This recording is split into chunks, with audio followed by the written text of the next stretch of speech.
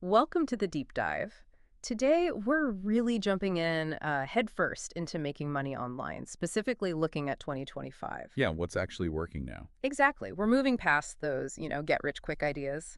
Our mission here is to pull out the real, actionable stuff, maybe find a few surprises you can use. And we're basing this on a great source, an episode of the Digital Hustle podcast. Right, with host Alex and entrepreneur Jordan. They Yeah. really got into the weeds on this. So, yeah, hopefully you'll come away with a seriously upgraded view of online income. It's amazing how fast things keep changing online, isn't it? It really feels like we're way beyond just simple side hustles now. Totally. What Alex and Jordan covered, it highlights this fundamental shift in how people are actually building these income streams. Okay, so let's start with freelancing. We all know the big names, Fiverr, Upwork. But Jordan mentioned something that feels like a real game changer. AI. Yeah, integrating artificial intelligence smartly into what you offer. It's not just about your raw skills anymore, it seems. Exactly. The idea now is using AI as a force multiplier for the skills you already have. Right. Think about it. Jordan mentioned copywriters using ChatGPT to, well, improve their writing, speed things up, or designers using Midjourney, Canva AI, tools like that to create visuals way more efficiently. It's about augmenting what one person can do. That example of the AI-powered resumes really stuck with me. Charging $100 for that by basically using ChatGPT for refinement and then formatting it nicely. Smart. It's such a clever way to use these new tools for a need that's always there. But, it makes you think, what's the human part? What justifies the $100 of AI is doing work? Well, that's the key question, isn't it? It's not just letting AI spit out a resume. Okay. The value add is the strategy. It's knowing what recruiters look for, tailoring the language so it actually connects, making sure it gets past those applicant tracking systems. Oh, right, the ATS. The AI is like a superpowered assistant, but the human expert directs it, does the final polish. And Jordan also brought up coders using GitHub Copilot. Yeah, I saw that. Same idea. AI is a collaborator, Yeah. letting people handle bigger projects, scale up what they can produce. Okay, shifting gears then. Content creation. Still a huge draw for so many people. Oh, yeah. But Jordan make a really interesting point. It's less about trying to go viral now and more about building real connections, trust within specific communities, like niche audiences. That's spot on. It's a shift from just sheer numbers to, well, deeper engagement. Jordan talked about micro creators. Right, around 10K followers? Yeah, something like that. Yeah. People with a dedicated following, even if it's not massive, who are apparently earning, 5 figures a month sometimes. Wow. How? Through things like affiliate marketing aimed right at that group, or coaching, or selling their own digital products. It really makes you pause and think why that focused approach works so well.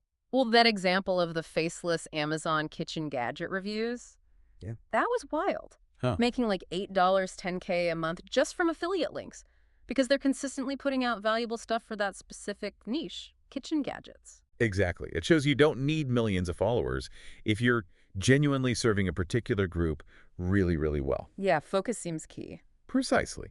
And it also shows you don't necessarily need to be this big personality on camera. Sure. Just providing helpful content builds trust. And that trust, well, that's what makes the monetization work.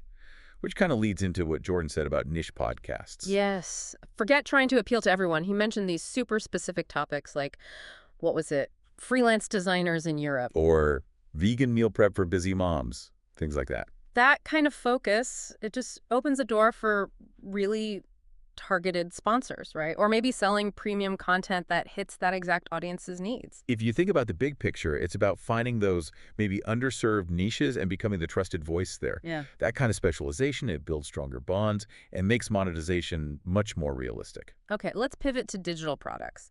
Jordan said the demand is definitely still there, but the format is changing, moving towards shorter, more immediately useful things. Yeah, this seems to reflect what people want now. Quick wins. Yeah. Actionable solutions for very specific problems. Right.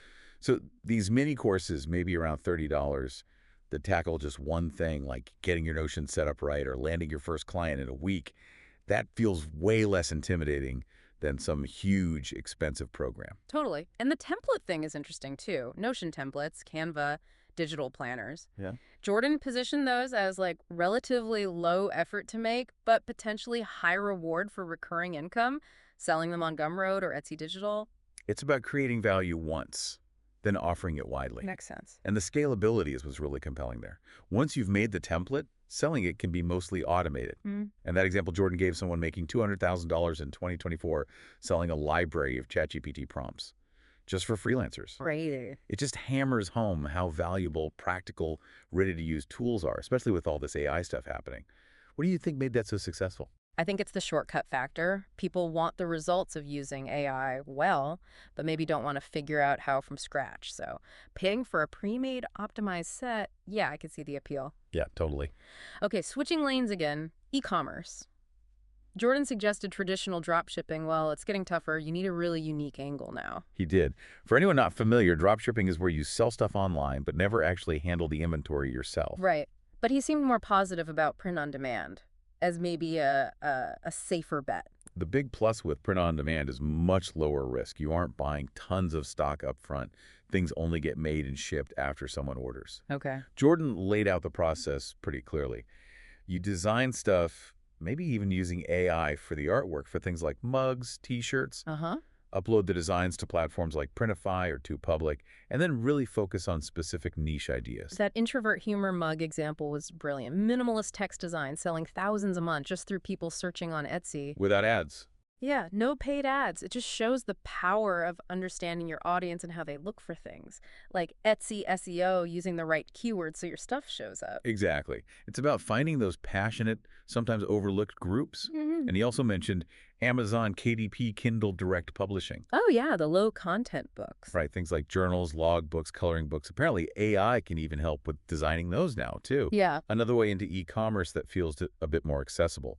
They're basically books with very little writing inside. Good point.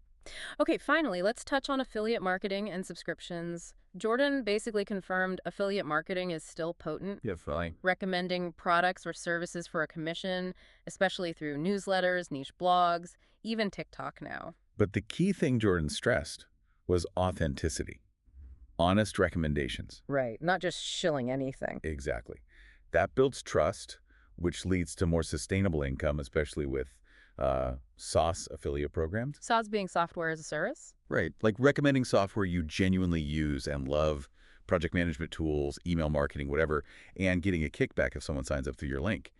The incentives align better there. Makes sense. And the growth in paid subscriptions, like on Substack, that feels very 2025, people paying for curated content. In this age of information overload, absolutely. People are willing to pay someone to cut through the noise, filter things, and deliver just the relevant stuff. Saves them time. Huge value prop. Jordan's example nailed it. That weekly newsletter, Top 5 Tools for Remote Designers, charging just $5 a month. Yeah. It's a clear time-saving service for a very specific group. Simple, valuable. Okay, so pulling this all together, Jordan offered 3 key takeaways, sort of first steps for someone wanting to start online in 2025. They felt really practical. They did. First, pick a skill you have and immediately think, how can AI make this better or more efficient to offer as a service? Step 1, skill plus AI. Yep. Second, build in public. Document your learning, your process on places like X, TikTok, LinkedIn. Share what you're doing. It builds your brand, it attracts people. Okay, document the journey. And third, Yeah. once you've got some expertise, some traction, package what you know, turn it into digital products, templates, guides, those mini courses we talked about. Right, productize your knowledge. Those are the core 3. And then there was that bonus advice, patience. Yes, crucial. Jordan mentioned the first few months often feel really slow, like you're shouting into the void. Yeah. But online growth, it compounds, it builds over time. It's definitely a marathon, not a sprint. So true. Need that long-term view. Absolutely. Building something sustainable online takes consistent effort. There aren't really any true overnight successes, despite how it might look sometimes. But the potential for real lasting growth, it's definitely there. Okay, so wrapping up this deep dive on making money online in 2025, it feels like there are tons of avenues. The big themes seem to be smart AI integration. Finding your niche. And really focusing on creating genuine value, whether that's content or tools or services. Which kind of leaves a big question for you, the listener, doesn't it? Yeah. Considering all these shifts we've talked about. Yeah. What unique skill or maybe just an interest you have could you potentially combine with AI or target within a really specific niche to start building your own online income stream? Definitely something to chew on as you navigate this ever-changing digital world.